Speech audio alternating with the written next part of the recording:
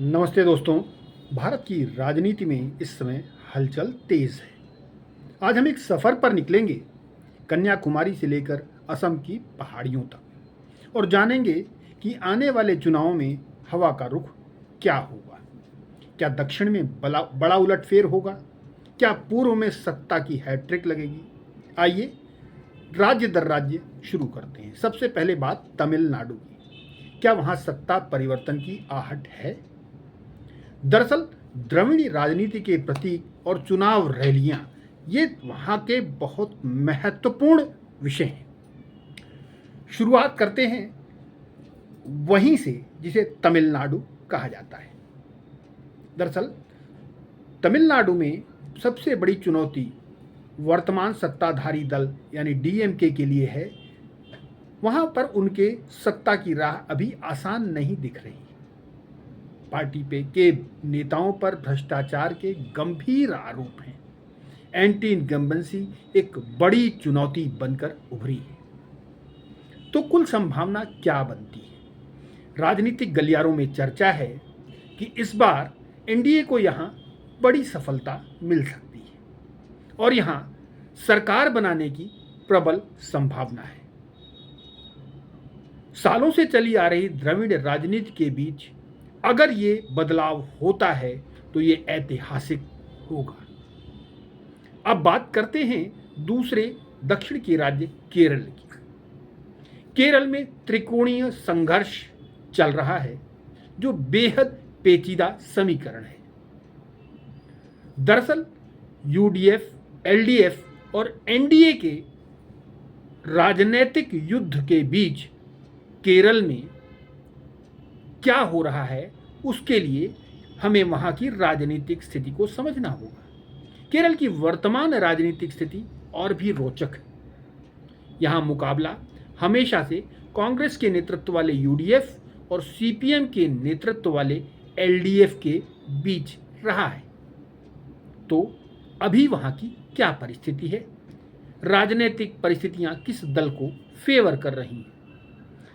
परिस्थिति बेहद पेचीदी हो गई है। इस बार सच कहें तो किसी भी एक दल को स्पष्ट बहुमत मिलने की संभावना नहीं लग रही। लोग अभी वहां पर त्रिशंकु विधानसभा की स्थिति का आकलन कर रहे हैं। परिस्थितियां भी इसी ओर इशारा कर रही हैं। क्या केरल इस बार किसी भी गठबंधन को पूर्ण बहुमत न देकर एक नया संदेश देगा? ये केरल की ओर से केरल की जनता का बड़ा सवाल है। अब बात पुडुचेरी की, जो राज्य तो छोटा है लेकिन हलचल बहुत बड़ी है। दरअसल केरल के पास ही केंद्र शासित प्रदेश पुडुचेरी भी है। वहाँ भी माहौल गर्म है। यहाँ के रुझान एनडीए की सरकार बनने के संकेत दे रहे हैं। छोटे राज्यों के नतीजे अक्सर बड़े राज्यों के मूड को दर्शाते हैं, लेकिन राजनीतिक निर्णय क्या होगा ये आने वाला समय बताएगा। अब बात पश्चिम बंगाल की।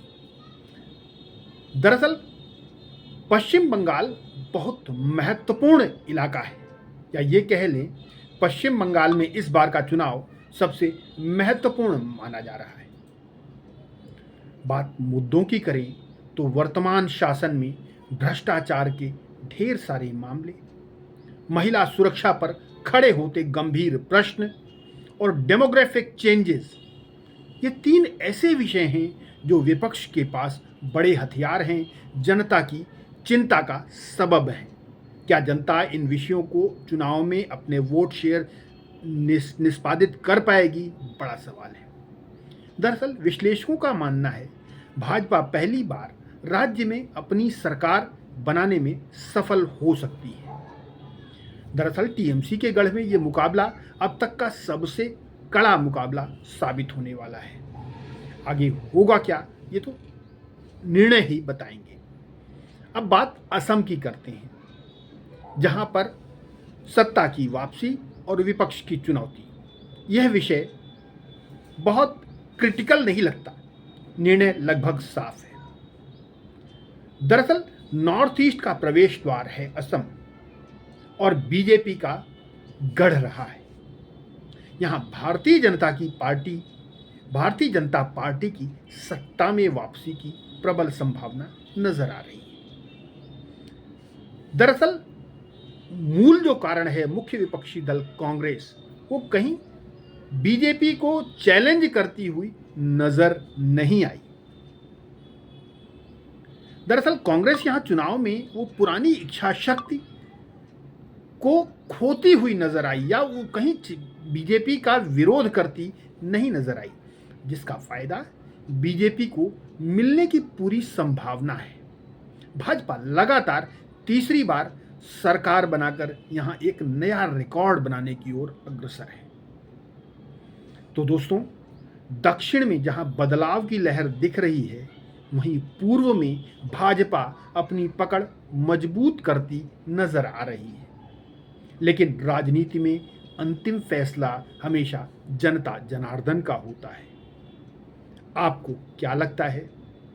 क्या तमिलनाडु में एनडीए और बंगाल में भाजपा का जादू चल सकेगा, या केरल में त्रिशंकु सरकार बनेगी? अपनी राय कमेंट्स में ज़रूर लिखें। आज के लिए इतना ही। दीजिए इजाज़त। नमस्कार।